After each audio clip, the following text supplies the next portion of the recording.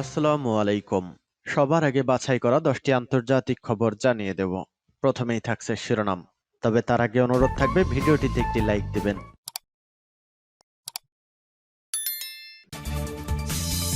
প্রথমে ইসরায়েল ফিলিস্তিন যুদ্ধ চলছে, জানিয়ে দেব আমাদের হাতে থাকা সর্বশেষ গুরুত্বপূর্ণ আপডেট আন্তর্জাতিক সংবাদ। হামাসের হামলার পর ইসরায়েল জুড়ে আতঙ্ক, অস্ত্রের লাইসেন্সের আবেদনের হিড়িক। এরপর জানিয়ে দিব ফিলিস্তিনিদের ভয়ে দেশ ছাড়ছেন হাজার হাজার ইসরায়েলি। এদিকে এই যুদ্ধে ইসরায়েল যদি হেরে যায় তবে আমেরিকা পরবর্তী টার্গেট, নেতানিয়াহুর উস্কানিমূলক বক্তব্য। এবং জানিয়ে দিব অডিও বার্তায় যা বললেন হামাসের সামরিক শাখার মুখপাত্র। আরো জানিয়ে দেব ইউক্রেনের 4টি ড্রোন ভূপাতিত করেছে রাশিয়া। সর্বশেষ জানিয়ে দিব ভক্তের ডাকে সাড়া দেয়নি ভগবান, তাই মন্দিরে বোমা হামলা। শুনছিলেন সংবাদ শিরোনাম, এখন বিস্তারিত। তবে তার আগে অনুরোধ থাকবে ভিডিওটিতে একটি লাইক এবং কমেন্টস করে জানিয়ে দিন। আজকে সংবাদের সব থেকে গুরুত্বপূর্ণ বিষয়, আপনারা জানেন ধর্ম নিয়ে বাড়াবাড়ি করা একদমই ভালো নয়। প্রতিটি ধর্মই শিক্ষা দেয় মানুষ মানুষের জন্য, তুমি মানুষের বন্ধু হও। তবে আজ যেন মানুষ মানুষের রূপ ধরে হিংস্র বাঘের মতো আচরণ করছে। ক্ষমতার লড়াইয়ে, ক্ষমতার লোভে পড়ে মানুষ যেন হিংস্র হয়ে উঠেছে। মানুষ তার নিজের অবস্থান থেকে একটু নিম্ন স্তরবর্তী হলেই তার উপর হামলা করছে, নির্যাতন করছে, জুলুম করছে। আর এই শিক্ষা অন্তত পক্ষে ইসলাম দেয় না। ইসলাম মানুষকে শিক্ষা দেয়, মানুষ মানুষের পাশে দাঁড়াতে শিক্ষা দেয়। আর এই বর্তমান যুগে কট্টরবাদী হিন্দুত্ববাদী ও ইহুদিবাদীরা ক্ষমতার লোভে পড়ে যেভাবে মানুষের উপর আক্রমণ করছে, মুসলিম জাতির উপর আক্রমণ করছে, তা বলে বোঝানো মুশকিল। আপনারা জানেন ইসরায়েল ফিলিস্তিন পুরোদমে যুদ্ধ চলছে। এই ফিলিস্তিনি মুসলিম জাতির উপর যেভাবে ইহুদিরা মুসলিম জাতিকে নিধন করতে যেভাবে উঠে পড়ে লেগেছে, তা সহ্য করার মতো নয়। ফিলিস্তিনিদের উপর হামলার দৃশ্য দেখে ইহুদিরাই ইহুদিদের উপর এবার ক্ষিপ্ত হয়ে উঠেছে। পুরো বিশ্ব থেকেই ইহুদিরা এবার ইহুদিদের উপর নিন্দা জানাচ্ছে। ইহুদিদের তোপের মুখেই এবার পশ্চিমা ইহুদিবাদী মার্কিন প্রেসিডেন্ট জো বাইডেন। কথা আছে আল্লাহ ধরে ধরে না, ধরলে পরে ছাড়ে না। নিঃসন্দেহেই ইহুদিরা ধূলিসাৎ হবে, ধ্বংসের মুখে পতিত হবে পশ্চিমা সাম্রাজ্যবাদ, ধ্বংস হবে এই আমেরিকার সন্তান ইসরায়েল। এ বিষয়ে আপনার মতামত কি তা কমেন্ট বক্সে কমেন্ট করে লিখে জানান। আর অবশ্যই এই ভিডিওটি আপনার ফেসবুকে শেয়ার দিয়ে ছড়িয়ে দিন, আর জানিয়ে দিন আপনি কোন জেলা থেকে বা কোথা থেকে আমাদের সংবাদ শুনছেন এবং দেখছেন। হামাসের হামলার পর ইসরায়েল জুড়ে আতঙ্ক, অস্ত্রের লাইসেন্সের আবেদনের হিড়িক। গত 7 অক্টোবর ইসরায়েলের অভ্যন্তরে ঢুকে নজিরবিহীন হামলা চালায় ফিলিস্তিনের স্বাধীনতাকামী গোষ্ঠী হামাসের যোদ্ধারা। ইসরায়েল কর্তৃপক্ষের দাবি অনুযায়ী ওই হামলায় 200 মানুষকে হত্যা করা হয়। তাদের মধ্যে প্রায় 350 সেনা সদস্য। একই সঙ্গে প্রায় 240 জনকে জিম্মি করে গাজায় নিয়ে গেছে হামাস যোদ্ধারা। হামাসের এই হামলার পর থেকে ইসরায়েল জুড়ে আতঙ্ক বিরাজ করছে। এর জেরে ইসরায়েলি নিরাপত্তা কর্তৃপক্ষের কাছে প্রায় 2 লাখ অস্ত্রের লাইসেন্সের আবেদন জমা পড়েছে। সোমবার তথ্য জানা গেছে। ইসরায়েলের সংবাদপত্র ক্যালকালিস্ট জানিয়েছে গত 7 অক্টোবর যুদ্ধের শুরুর পর থেকে অস্ত্রের লাইসেন্সের জন্য আবেদন জমা পড়েছে 1,90,000-এরও বেশি। ইসরায়েলের জাতীয় নিরাপত্তা বিষয়ক মন্ত্রণালয়ের কাছে এসব আবেদন করা হয়। প্রতিবেদনে আরো বলা হয় বছরের প্রথম 10 মাসে 2,10,000-এর বেশি অস্ত্র লাইসেন্সের আবেদন জমা পড়েছে। বছরের এখনো প্রায় 2 মাস বাকি রয়েছে। 2023 সালের শুরু থেকে এখন পর্যন্ত 31,000 লাইসেন্স দেওয়া হয়েছে। এর আগে 2022 সালে 41,000 আবেদনের বিপরীতে 13,000 লাইসেন্স দেওয়া হয়। সংবাদপত্রটির মতে চলমান যুদ্ধের কারণে ইসরায়েলে বন্ধ হওয়া অনেক ব্যবসার বিপরীতে অস্ত্র শিল্পের চাহিদা বৃদ্ধি পেয়েছে। সর্বশেষ পরিসংখ্যান অনুসারে গাজা উপত্যকায় ইসরায়েলি হামলার 38তম দিন পর্যন্ত কমপক্ষে 11,180 জন ফিলিস্তিনি নিহত হয়েছে, যার মধ্যে 7,700 শিশু ও নারী। আহত হয়েছেন 28,200 জনেরও বেশি। গত মাস থেকে অবরুদ্ধ গাজা উপত্যকায় ইসরায়েলের নির্বিচারে বিমান ও স্থল হামলায় হাসপাতাল, মসজিদ ও গির্জা সহ হাজার হাজার ভবন ক্ষতিগ্রস্ত বা ধ্বংস হয়েছে। বাস্তুচ্যুত হয়েছে লাখ লাখ মানুষ, সূত্র আনাদুল এজেন্সি।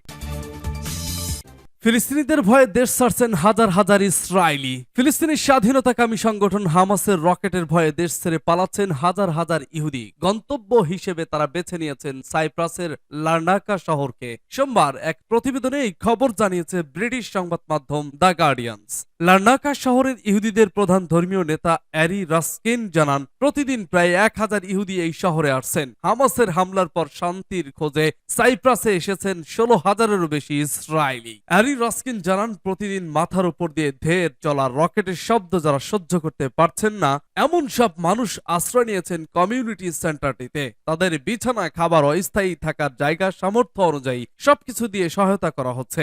ইসরায়েল পেরেজ নামের একজন ইসরায়েলি নাগরিক বলেন, সব ঝঞ্ঝাট, রকেট হামলা, সংঘাত থেকে তারা দূরে থাকতে চেয়েছিলেন, তাই দেশ ছেড়ে কয়েক বন্ধুকে নিয়ে সাইপ্রাসে চলে এসেছেন।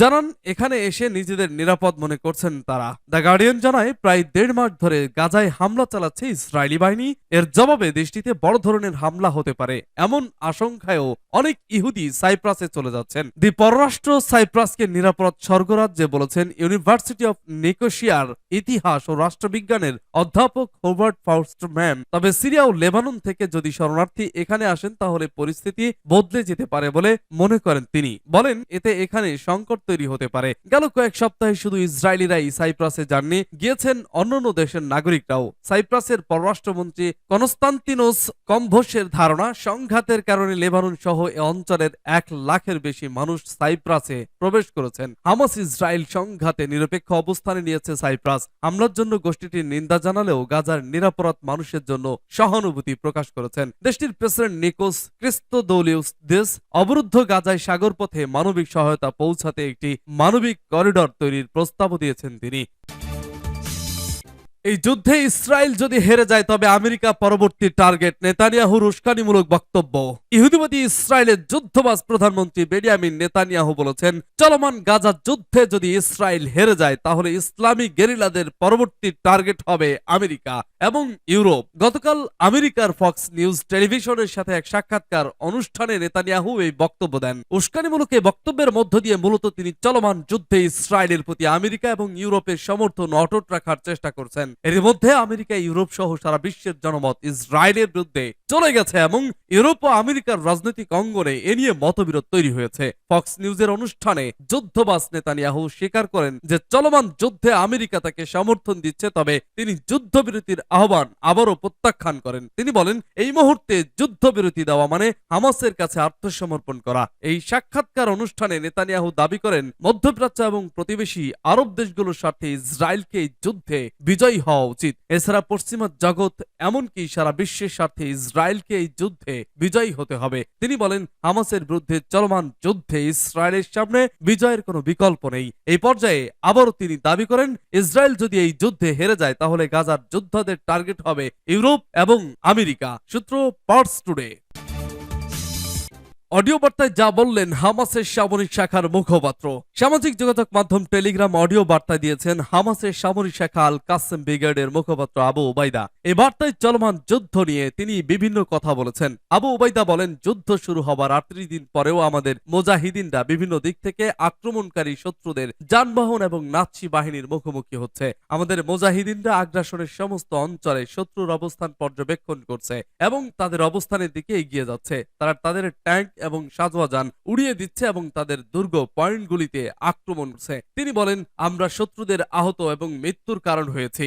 48 ঘন্টার মধ্যে 20টি সামরিক যান ধ্বংস করেছি। আমাদের মুজাহিদিনরা সেই সব ভবনে হামলা চালিয়েছে যেখানে শত্রু সৈন্যরা বিস্ফোরক ডিভাইস এবং শেল দিয়ে লুকিয়েছিল। তিনি আরো বলেন, দখলদার বাহিনী আমাদের মুজাহিদিনদের আক্রমণের মধ্যে থাকবে। সামরিক যানের অনুপ্রবেশ শত্রুকে আরো বেশি ক্ষতির কারণ করে তুলবে। প্রতিরোধকে নির্মূল করার চিন্তা যুদ্ধ নেতাদের ভয়াবহ পরাজয় থেকে বাঁচার একটি প্রচেষ্টা। হামাসের মুখপাত্র বলেন, আমরা স্মরণ করিয়ে দিতে চাই, ইসরায়েলের সাবেক 2 প্রধানমন্ত্রী আমাদের প্রতিরোধ দমন করার চেষ্টা করেছিলেন। সে সময় আমাদের ব্যাটালিয়ন ছিল মাত্র কয়েক ডজন। শ্যারন তোমাদের ইন্তিফাদা নির্মূল করার প্রতিশ্রুতি দিয়েছিল, কিন্তু তা হয়নি। তিনি বলেন, কাতারি ভাইদের সঙ্গে আমাদের কথা হয়েছে। আমরা এই সিদ্ধান্তে উপনীত হয়েছি যে যদি শত্রুরা 5 দিনের যুদ্ধবিরতি দেয় সেক্ষেত্রে 70 জন ইসরায়েলিকে আমরা মুক্তি দেব। ইউক্রেনের 4টি ড্রোন ভূপাতিত করেছে রাশিয়া। ইউক্রেনের 4টি ড্রোন ভূপাতিত করেছে রাশিয়ার বিমান প্রতিরক্ষা বাহিনী। দেশটির ব্রায়ানস্ক, তাম্ভোভ, ওরিওল এবং মস্কো অঞ্চলে এসব ড্রোন ভূপাতিত করা হয়। মঙ্গলবার রাশিয়ার প্রতিরক্ষা মন্ত্রণালয় একথা জানিয়েছে। রাশিয়ার প্রতিরক্ষা সংস্থা জানায়, রাতে চালকবিহীন আকাশযান ব্যবহার করে রাশিয়ার মাটিতে অবস্থিত বিভিন্ন স্থাপনায় সন্ত্রাসী হামলা চালানোর কিয়েভ সরকারের প্রচেষ্টা দেশটির প্রতিরক্ষা বাহিনী ব্যর্থ করে দিয়েছে। এ সময় দায়িত্ব পালনরত রাশিয়ার বিমান প্রতিরক্ষা বাহিনী মস্কো, তাম্ভোভ, ওরিওল এবং ব্রায়ানস্ক অঞ্চলের আকাশ সীমা দিয়ে উড়ে চলা ইউক্রেনের মনুষ্যবিহীন 4টি আকাশযান ধ্বংস করেছে। এর আগে মধ্য রাশিয়ার ওরিওল অঞ্চলের গভর্নর আন্দ্রে ক্লিটসকভ তার অঞ্চলের উত্তর পশ্চিমাঞ্চলে ইউক্রেনের একটি ড্রোন ভূপাতিত করার খবর জানান। সূত্র বাসস। ভক্তের ডাকে সাড়া দেয়নি ভগবান, মন্দিরে বোমা হামলা। দেবতার কাছে প্রার্থনা জানানোর জন্য অনেকেই মন্দিরে যান, ভক্তি ভরে প্রণাম করেন ঠাকুরকে, কিন্তু দেবতা সাড়া দিলেন কিনা সেটি কিছুতেই বুঝতে পারছিলেন না এক ভক্ত। ভারতের চেন্নাইয়ের বাসিন্দা ওই ব্যক্তিও মন্দিরে গিয়ে ভগবানের কাছে প্রার্থনা করেন, কিন্তু ভগবান তার ডাকে সাড়া দিচ্ছেন না বলে তার মনে হয়েছিল। এরপর তিনি মন্দির লক্ষ্য করে পেট্রোল বোমা ছোড়েন বলে অভিযোগ। এরপর পুলিশ ওই যুবককে গ্রেপ্তার করে। তার নাম যে মুরলী কৃষ্ণন, বয়স 39 বছর। প্রাথমিক তদন্তে পুলিশ জেনেছে ওই ব্যক্তি মদ্যপ অবস্থায় ছিল। সেই মদের নেশায় চুর হয়ে তিনি এই কাণ্ড ঘটিয়েছেন। হিন্দুস্তান টাইম জানিয়েছে, পুলিশ ওই যুবককে জেরা করেছে। সেই পুলিশকে জানিয়েছে, বারবার ভগবানের কাছে প্রার্থনা করেছি, কিন্তু কিছুতেই আমার ডাকে সাড়া দিচ্ছেন না ঠাকুর। এরপরই বোমা মেরেছি। পুলিশ এ ঘটনায় নির্দিষ্ট মামলা রুজু করে তদন্ত শুরু করেছে। এ ঘটনায় আরো কেউ জড়িত কিনা সেটা খতিয়ে দেখা হচ্ছে, কিন্তু ঠিক কি হয়েছিল ঘটনাটি প্রাথমিকভাবে পুলিশ জানতে পেরেছে ওই ব্যক্তি স্থানীয় এলাকাতেই থাকেন। মাঝে মধ্যেই তিনি মন্দিরে যান। সেদিনও তিনি মন্দিরে গিয়েছিলেন। এরপর ঠাকুরের কাছে প্রার্থনা করে, কিন্তু তার মনে হয়েছিল ঠাকুর তার ডাকে সাড়া দিচ্ছে না। এরপরই সেই মন্দির লক্ষ্য করে বোমা ছুটতে থাকে। তবে পুলিশ এ ঘটনায় হস্তক্ষেপ করেছে, তাকে গ্রেফতার করা হয়। মনে করা হচ্ছে মদের নেশায় সে এই কাণ্ড ঘটিয়েছে। তবে বোমা ছুড়লেও হতাহত বা মন্দিরের কোনো সম্পত্তি ক্ষতিগ্রস্ত হয়নি।